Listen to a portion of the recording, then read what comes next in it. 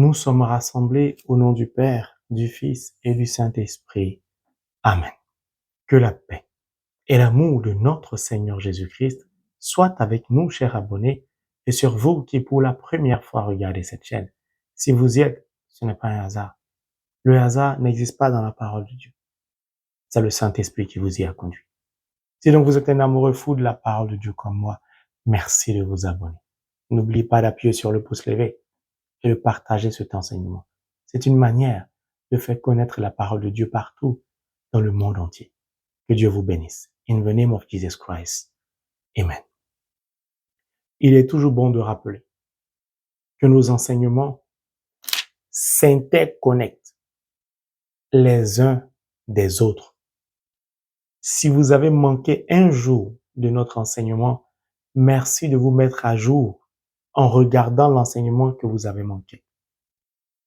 Si vous avez manqué le début de jeûne, ce n'est pas bien grave. Vous pouvez le prendre en cours de route. Le plus important, c'est d'être assidu au programme de 40 jours de marche avec la parole. Pourquoi? Parce que le jeûne se prépare en amont. Puis, on définit un objectif à atteindre. Ce n'est pas bien grave. Si le Saint-Esprit vous y a conduit maintenant, c'est parce qu'il a prévu de faire quelque chose dans votre vie. C'était pas au travers du jeûne. C'est au travers de Holy Bible, the Word of God. Soyez donc les bienvenus dans votre nouvelle famille chrétienne que nous constituons tous ensemble. Que Dieu vous bénisse. Je m'excuse auprès de tous ceux à qui je n'ai pas encore apporté une réponse. Car pendant ces 40 jours de marche, je m'évertue à aller à la messe tous les jours. Puis, selon le temps que le Seigneur m'accorde, je me rends au Saint-Sacrement les soirs lorsque je le peux. Puis, je me concentre sur la parole de Dieu, la méditation, afin que le Saint-Esprit lui-même choisisse des thèmes. Puis, me communique le message selon ce qu'il désire. Et pour cela, j'ai besoin vraiment d'être dans le silence et dans le calme. Sachez que je porte vos intentions de prière chaque fois que je prie et que je me rends au Saint-Sacrement. C'est pourquoi je vous invite à noter nos numéros et mon numéro qui est au bas de nos vidéos. À ce numéro, vous pouvez envoyer vos intentions de prière. Mais s'il vous plaît, que vos intentions soient précises. Parce que je dépose le téléphone devant le Saint-Sacrement, vous prenez mes prières, car Dieu connaît vos intentions. Il vous connaît particulièrement, d'ailleurs mieux que moi qui ne vous connais pas. Parce que parfois, ce sont des pseudonymes et parfois, c'est un peu dommage parce que certaines personnes masquent leur numéro, se comportent un peu. En fait, vous savez, quand vous partez à la rencontre d'un serviteur de Dieu, vous savez que ce n'est pas le serviteur ou la servante qui vous intéresse. Vous savez que c'est la main de Dieu, l'Esprit de Dieu qui l'utilise. Vous ne pouvez pas venir à Jésus-Christ en cachant vos numéros, en cachant votre nom, en cachant même vos difficultés. Le serviteur ou la servante, nous, on ne joue pas la devinette. C'est selon ce que l'Esprit Saint donne. Donc déjà, vous êtes mal barré, vous êtes mal parti. Si vous venez à Dieu en vous cachant, Hébreux 4, 13, tout est nu à ses yeux, tout est subjugué. Donc s'il vous plaît, essayez d'entrer dans le chemin, dans la voie que nous indique le Seigneur. Empruntez ce chemin-là. Sortez de l'obscurité quand vous venez vers Dieu. Que Dieu vous bénisse parce que le diable va fatiguer beaucoup d'entre vous. Nous continuons nos enseignements. Aujourd'hui, nous allons prendre le texte de Ésaïe, chapitre 7, le verset 14, qui dit, et je cite, « Le Seigneur vous donne lui-même un signe. La jeune femme sera enceinte. Elle mettra au monde un fils. Elle le nommera Emmanuel, Dieu avec nous. » J'ai pris un texte de l'Ancien Testament et tout à l'heure, je vais prendre un texte du Nouveau Testament. Vous allez comprendre pourquoi. Vous allez comprendre l'importance de l'interconnexion de nos enseignements pour en comprendre et en garder la quintessence, c'est-à-dire la profondeur et la valeur, la qualité de nos enseignements, car ce n'est pas moi qui enseigne. C'est le Saint-Esprit qui nous enseigne. Moi-même, je m'abreuve aussi de l'enseignement. Jour 3, vous avez eu l'adresse, vous avez entré l'adresse. Le Seigneur vous a invité à la vigilance, à la prudence, à conduire avec un œil, c'est un langage spirituel, afin de ne pas vous laisser distraire, vous avoir par le diable, qui désire vous empêcher d'arriver au lieu de l'événement. Jour 4, vous avez certainement réussi à éviter les pièges de l'ennemi et arriver au lieu dit. Arrivé à cette adresse, vous vous apercevez par l'accueil qui vous est fait des anges, de ce que le lieu de l'invitation est une école. Lorsque vous avez reçu votre carton d'invitation, il y avait plusieurs informations. Nous avons commencé par l'adresse. Puis, nous avons découvert sur le carton d'invitation qu'il s'agissait d'une école. Mais pas d'une école comme le monde, vous allez comprendre pourquoi. Puis, vous avez vu le programme. C'est pourquoi vous vous êtes engagé à aimer Dieu, à aimer votre prochain, à le suivre, à faire de lui le centre de votre vie. Alors, vous êtes arrivé certainement au jour 3, vous avez été accueillis, vous avez vu, c'est une école avec internat, chacun logé, chacun à sa chambre. Puis comme c'est une école, jour 4, les cours commencent. Pourquoi je parle d'école? Jour 3, je vous ai fait comprendre que le diable, Satan, a réussi à distraire beaucoup de chrétiens baptisés, confirmés.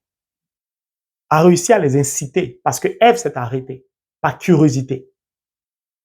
Elle a marqué un stop alors qu'il n'y avait pas de panneau stop.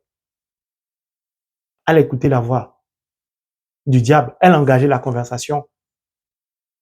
Ce fut dramatique pour l'humanité. Et nous en payons encore le prix jusqu'au jour d'aujourd'hui.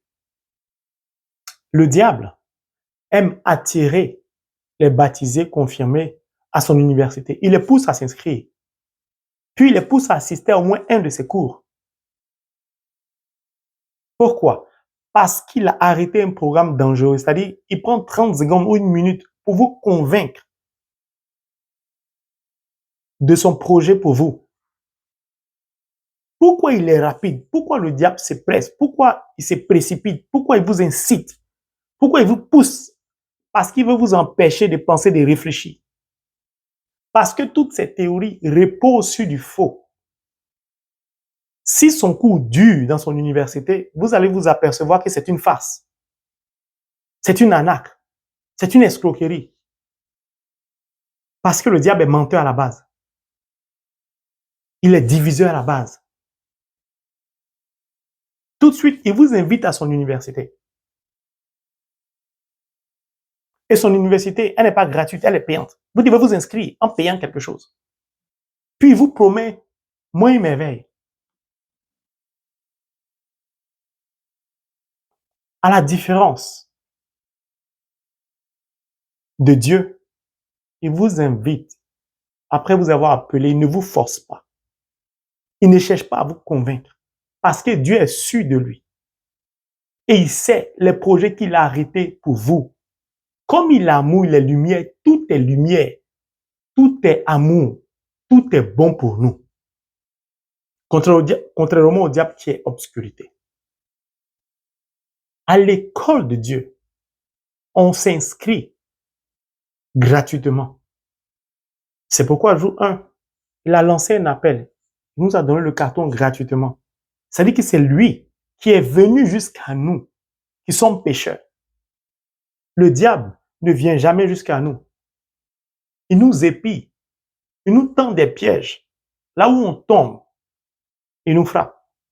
Il a tendu des pièges à Ève. Il n'est pas venu à elle. Il a attiré Ève. C'est Ève qui est venue jusqu'à lui. Je vous explique tout ça pour comprendre la profondeur de nos enseignements et la ruse, la subtilité du diable. Pourtant, ils étaient où? Au jardin d'Éden. Ils avaient une relation avec Dieu. Ne pensez pas que ce qui est arrivé à Adam et Ève ne peut pas vous arriver. Eux, ils étaient comme ça avec Dieu.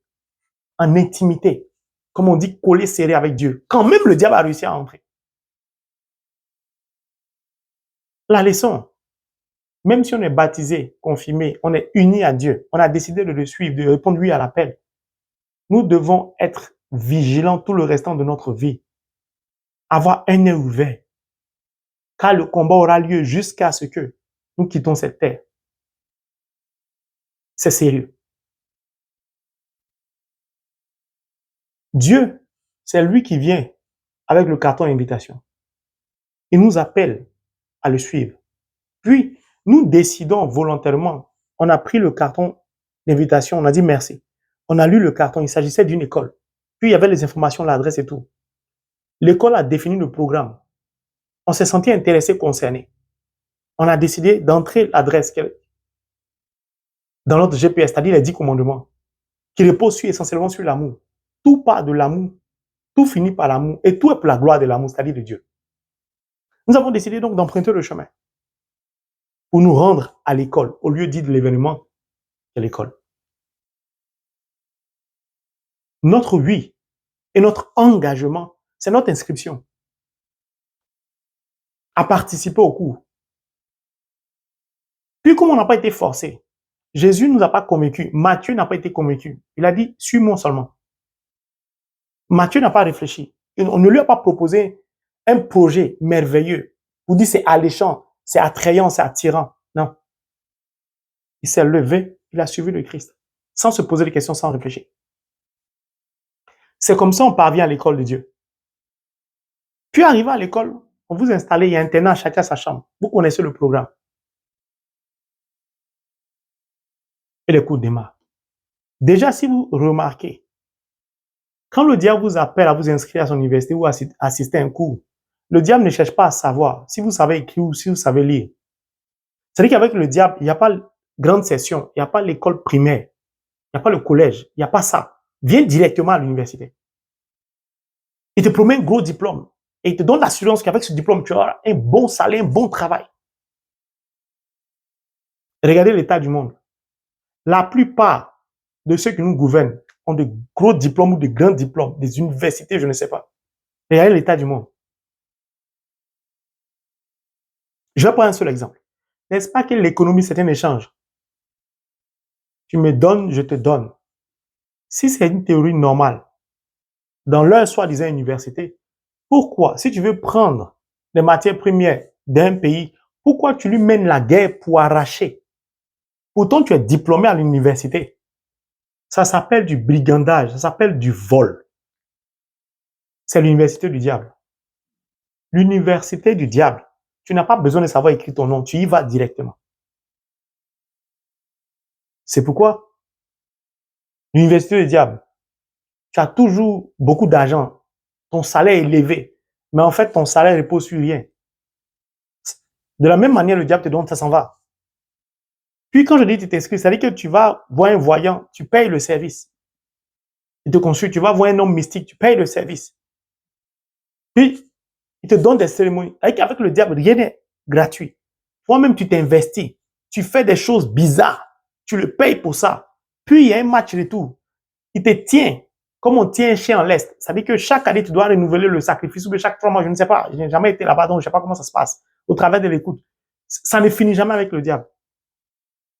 Me regardez bien pour Dieu. C'est une école. À l'école, on commence par petite session, moyenne session, grande session. Pourquoi? On apprend à l'enfance ce qu'on appelle l'éveil. Puis au CP1, on t'apprend à lire et à écrire, à compter, à calculer à l'école primaire. L'école de Dieu, on prend son temps. C'est pourquoi les gens qui travaillent à la maternelle ou à l'école primaire, les maîtres ou les maîtresses devaient avoir les salaires les plus élevés au monde. Parce que sans eux, on n'aurait jamais eu de médecins de ça. Tu peux être intelligent. Si tu ne sais pas écrire, qu'est-ce que tu laisses aux générations à venir? C'est pourquoi, si vous partez en Égypte antique, ils écrivaient sur les murs, les rochers, ainsi de suite, les rocs, ainsi de suite, par terre. Et on retrouve ça aujourd'hui. C'est ce qui nous sert, d'ailleurs. Ça, c'est en Afrique. L'école de Dieu, on apprend tout ça. L'école du diable, l'université du diable. Regardez bien la différence. Je parle d'université pour le diable. Je parle d'école pour Dieu. L'université du diable. Ils vont te dire pays sous-développé, pays développé. L'école de Dieu, ce genre d'expression n'existe pas. Parce que l'école de Dieu est une école de justice, d'amour, de paix. Celui qu'on appelle pays sous-développé est celui qui a le plus de matières premières au monde, par exemple. Prenons l'exemple du Congo. Celui qu'on appelle pays développé. Prenez un pays européen, c'est celui qui a le moins de matières premières. Expliquez-moi, il est développé par rapport à quoi? En comptant sur qui? Il y a des pays qui sont premiers en diamants, alors que dans les sous-sols, il n'y a pas de diamants. Ils prennent le diamant dans un autre pays, peut-être au Congo, Centrafrique, ainsi de suite. Ça, c'est l'université. Ce sont les théories du diable, de l'université du diable. Il n'y a pas de justice, il n'y a pas de paix, tout est brutalité, tout est violence. L'école de Dieu, on prend le temps. Il y a la pédagogie, il y a la manière d'enseigner. On ne donne pas des notes. On ne cherche pas à dire, toi, tu n'es pas intelligent, tu es le dernier de la classe, lui, il est le premier, ça n'existe pas. Parce qu'en catégorisant, en disant, toi, tu es premier, tu es deuxième, tu es troisième, on crée une injustice. C'est pourquoi l'école de Dieu, on n'est pas des élèves, nous sommes des disciples. Mais j'ai pris l'école pour pouvoir vous expliquer. Vous comprenez? C'est pourquoi je dis nos enseignements s'interconnectent. Une fois que je l'ai dit, nous sommes donc à l'école de Dieu. Nous ne sommes pas des élèves, nous sommes des disciples. Nous avons accepté volontairement l'appel. Nous nous sommes engagés et nous devons respecter notre promesse faite à Dieu. De le suivre, de l'aimer pour le restant de notre vie, de faire de lui le centre de notre vie. À l'école de Dieu, il y a beaucoup de matières. On va t'apprendre comment lire la parole de Dieu, comment la comprendre. Si tu la comprends, tu vas l'aimer. Si tu l'aimes, oh, tout est amour dans la parole. Tu sauras comment prier avec la parole que tu as lue, la parole comprise, accompagnée de ton amour. C'est ce qui va te permettre d'expérimenter la parole. C'est-à-dire que quand tu aimes, l'amour se démontre. Tu vas mettre en pratique Holy Bible, the Word of God. En la mettant en pratique, tu vas en faire l'expérience. Convaincu. Car Saint Marc nous dit dans son dernier chapitre, Dieu confirme toujours sa parole par les signes. Convaincu par les signes concrets, apparents, palpables, visibles, physiques dans ta vie, tu vas témoigner à la gloire de Dieu. Tu vas confirmer l'authenticité de Holy Bible, the Word of God. Puis, tu vas en faire la démonstration toi-même. C'est-à-dire que tu seras témoin, apôtre, envoyé pour aller sauver des âmes. Ça, c'est l'école de Dieu. Vous voyez, tout ce que je viens de dire repose sur l'amour, a pour but l'amour, a pour but de glorifier l'amour, c'est-à-dire Dieu. Et tous tes partages, tu reçois l'enseignement, tu es transformé, tu apportes la bonne nouvelle, la parole de Dieu à celui qui est dans l'obscurité, parce que tu veux qu'il soit sauvé comme toi. Justice, égalité, fraternité, amour, partage. Si tu lui apportes la parole, tu partages avec lui l'offrande que Dieu t'a faite, c'est-à-dire la parole de Dieu. Donc tu partages qui avec lui? Le roi des rois, le seigneur des seigneurs. Puis tu partages quoi avec lui? Les prérogatives du roi que toi tu as reçues, les bienfaits du roi. Tu partages tes bienfaits avec lui. Parce qu'il ne suffit pas de prêcher la parole à quelqu'un. Il faut voler à son secours aussi. Tu lui prêches et tu confirmes toi-même par les actes. C'est comme ça il sera convaincu. Et il va chercher à venir s'inscrire à l'école. Puis tu vas lui dire, cette école, elle est gratuite. Et lui, il va se dire convaincu, mais il ne comprend pas pourquoi ce qui est gratuit, il n'y a pas du monde pour aller s'inscrire. Et ce qui est payant, les gens accourent pour aller s'inscrire. C'est pourquoi si vous parcourez la parole de Dieu, vous ne verrez jamais inscrit nulle part le nom d'une université. Ça n'existe pas dans la parole de Dieu. Mon bien, ton bien, ton bien, mon bien, on partage tout. Il n'y a pas de haine, il n'y a pas de rancune. Ça ne veut pas dire qu'on est parfait. Attention. Mon frère, ma soeur, nous sommes donc à l'école. Quand nous sommes à l'école, premier jour de classe, qu'est-ce qu'on fait? Le maître, j'aime bien les maîtres. Hein. Pour moi, on devait les payer plus que les professeurs d'université. C'est eux qui font tout le travail. L'université du diable, lui, il fait semblant de payer cher. L'école primaire, ils ont un salaire modeste. L'école de Dieu, on ne paye pas. Même le professeur n'est pas payé. Au contraire, le professeur, il peut veiller la nuit pour que toi, tu comprennes, tu apprennes. Tout est différent. Donc, à l'école, premier jour, à l'école primaire, ou je ne sais pas, au collège, c'est pareil.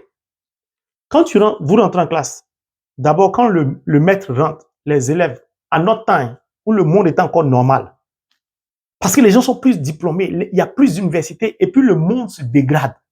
On ne comprend pas ce qui se passe. Quand on rentrait à l'école, et quand le maître rentre en classe, on se lève, on dit bonjour monsieur, ou bonjour madame. Tout ça tend à disparaître. C'est ça qui fonde les valeurs humaines, le respect. Le maître, il vient, il écrit son nom au tableau. Je m'appelle X ou Y.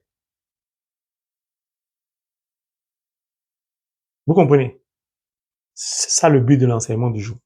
C'est pourquoi nous sommes à l'école. Ici, vous voyez quoi? Faith, la foi. Love, l'amour. Hope, espoir. C'est pour vous dire que vous êtes à l'école de Dieu. Nous sommes disciples. Alors, si tu es confortable, assieds-toi dans un fauteuil ou une chaise. Si tu es modeste, prends un tabouret, assieds-toi. Si ta vie est difficile, assieds-toi sur une natte ou un pagne. Si c'est compliqué que tu ne t'en sors plus, tu ne sais plus donner de la tête. La misère, c'est fais comme moi, assieds-toi même le sol. Que celui qui a les oreilles entende ce que l'Esprit vient de dire tout de suite. Marie s'est assise aux pieds de Jésus pour s'abreuver de savoir. Les différentes catégories de comment tu veux t'asseoir déterminent déjà l'état de ton cœur à l'école et en classe. Le maître, donc, qui t'enseigne, il se présente. Nous allons y aller. Le prophète Isaïe nous dit dans l'Ancien Testament, la jeune femme sera enceinte, elle mettra au monde un fils. Elle le nommera Emmanuel, Dieu est avec nous. Donc, dans l'Ancien Testament, on a annoncé déjà que mon maître s'appelle Emmanuel. Puis Emmanuel signifie Dieu avec nous.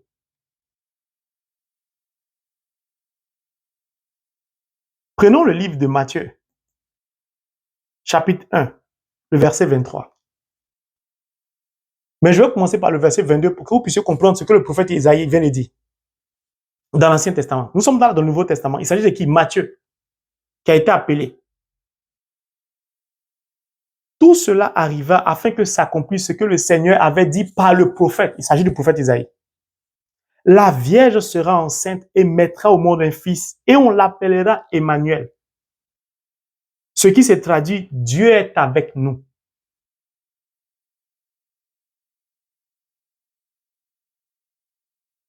Mon maître s'appelle Emmanuel. Puis, son prénom signifie Dieu avec nous. Donc, mon maître a été annoncé depuis l'Ancien Testament. L'annoncement a été confirmé dans le Nouveau Testament. C'est pourquoi je comprends maintenant pourquoi je suis à son école. Puisque son nom signifie Dieu est avec nous. Pour que quelqu'un soit avec toi, il faut qu'il vive avec toi. Il faut qu'il soit avec toi. Il faut qu'il fasse partie de ta maison, de ta famille. C'est pourquoi nous nous retrouvons tous dans son école. Nous sommes donc avec le maître. Avec lui. Mon frère, ma soeur, c'est son premier prénom. Il y a un deuxième prénom. Le deuxième prénom, laisse-moi te le dire. Le même Matthieu chapitre 1, je vais aller vite, je saute. Merci de lire tout le chapitre. Verset 21. Elle mettra au monde un fils et tu l'appelleras Jésus, car il sauvera son peuple de ses péchés. Bon. Deuxième prénom. Jésus. Là, on ne lui donne pas la traduction. Mais on dit il va sauver son peuple de ses péchés. Donc, il a un peuple. Son peuple, c'est qui? Ce sont ses disciples. C'est-à-dire nous autres. C'est ceux qui vont accepter de le suivre, qui vont s'engager avec lui. Ceux qui vont l'aimer. Donc, je peux dire déjà que je suis avec le maître qui s'appelle Emmanuel, ça vit avec nous, puis qui s'appelle Jésus, qui est venu me sauver de mes péchés.